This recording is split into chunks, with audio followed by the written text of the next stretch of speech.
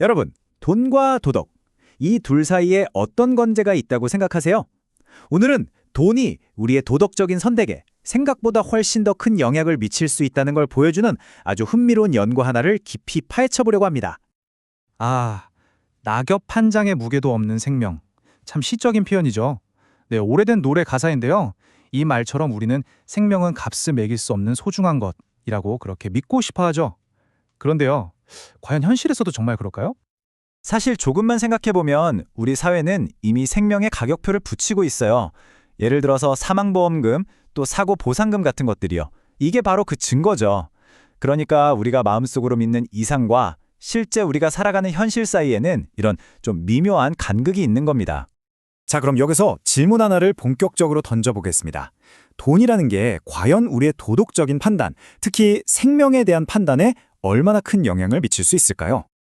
바로 이 질문에 대한 답을 찾기 위해서 독일 본대학교의 아르민 팔크 교수팀이 아주 간단하면서도 어떻게 보면 좀 소름 돋는 심리 실험 하나를 진행했습니다. 오늘 이야기의 핵심이 바로 이 실험이에요. 자, 실험의 첫 번째 단계부터 한번 보시죠. 한 개인에게 도덕적인 선택의 순간이 주어졌을 때 과연 결과가 어땠을까요? 실험 참가자들에게는 이제 더 이상 쓸모가 없어진 실험용 쥐 한 마리의 운명을 결정할 수 있는 선택권이 주어졌어요. 선택지는 두 개입니다. 하나는 10유로, 우리 돈으로 한 14,000원 정도를 받고 쥐를 희생시키는 것. 다른 하나는 그 돈을 포기하고 쥐를 살려주는 것. 와, 정말 극명한 딜레마 아닙니까? 만약 여러분이 이 상황이라면 어떤 선택을 하시겠어요? 한번 잠시만 생각해 보시죠. 과연 몇 퍼센트나 되는 사람들이 돈을 선택했을까요? 결과가 정말 놀랍습니다. 무려 46%, 참가자의 거의 절반에 가까운 사람들이 쥐의 생명 대신에 10유로를 선택했어요. 정말 생각보다 많은 숫자죠? 우리에게 좀 씁쓸한 현실을 보여주는 결과입니다. 그런데 이게 끝이 아니었습니다. 연구팀은 여기서 멈추지 않고 이 개인의 선택이라는 상황에 시장이라는 변수를 하나 더 추가해봤어요. 그랬더니 훨씬 더 충격적인 변화가 나타납니다. 이번에는 참가자들을 구매자와 판매자, 이렇게 두 그룹으로 나눈 거예요. 그리고 쥐의 생명을 두고 서로 거래를 하도록 한 거죠. 그러니까 혼자만의 선택이 아니라 거래라는 상황이 만들어졌을 때 과연 결과는 어떻게 달라졌을까요? 자, 이 그래프를 한번 보세요. 결과가 정말 압도적입니다. 쥐를 희생시키는 거래가 성사된 비율이 무려 75%까지 치솟았어요. 개인의 선택일 때가 46%였으니까 비교가 안 될 정도로 많은 쥐가 희생된 겁니다. 도대체 왜 이렇게까지 극적인 변화가 나타난 걸까요? 연구팀은 여기에 대해서 두 가지 핵심적인 이유를 짚어냅니다. 첫 번째는 바로 죄책감의 분산 효과예요. 혼자 결정할 때와는 달리 거래에는 여러 사람이 얽혀 있잖아요? 그러니까 나 혼자만의 책임이 아니야.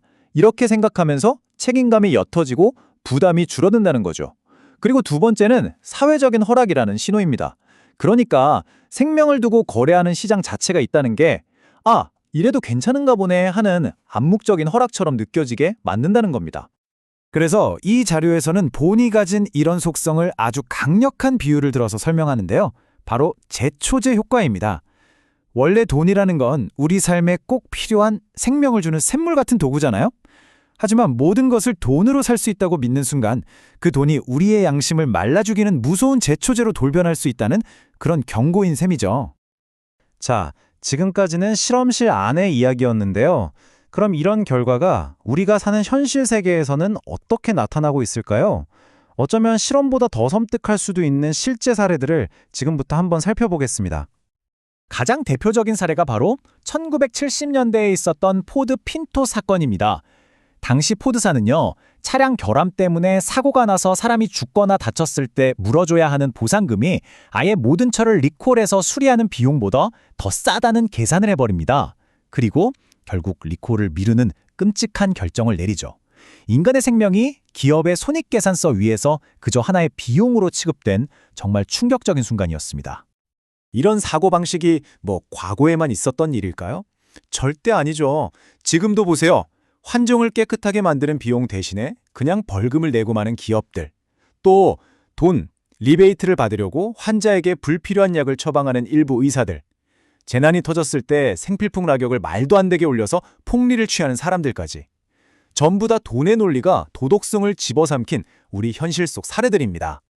그렇다면 이렇게나 강력한 돈의 힘 앞에서 우리는 어떻게 하면 우리 스스로의 양심 또 도덕성을 지켜낼 수 있을까요? 다행히 이 자료에서는 우리에게 3가지 실천 방법을 제안하고 있습니다. 첫 번째는요, 돈을 목표가 아니라 도구로 보는 겁니다. 모든 것에 가격표를 붙이려는 유혹에 의식적으로 저항하는 거죠. 두 번째, 나만의 도덕적 마지노선, 그러니까 이것만큼은 절대 포기할 수 없다 하는 가치를 미리 정해두는 거예요. 예를 들면 신뢰나 정의 같은 것들이요. 그리고 마지막 3번째는 어떤 그룹에 속해서 결정을 내릴 때 항상 죄책감의 분산 효과를 기억하는 겁니다. 남들도 다 하니까라는 생각에 휩쓸리지 않고 나 개인의 책임감을 잃지 않으려는 노력이 필요하다는 거죠. 오늘 우리는 돈의 무게가 때로는 우리의 도덕성을 얼마나 쉽게 흔들 수 있는지 한 연구를 통해 들여다봤습니다.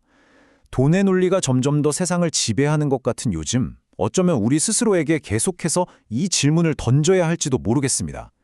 당신의 양심은 얼마입니까? 이 질문에 대한 답은 아마 각자 다를 겁니다. 오늘 이야기가 여러분 각자의 답을 찾아가는데 작은 생각의 씨앗이 되었으면 좋겠습니다.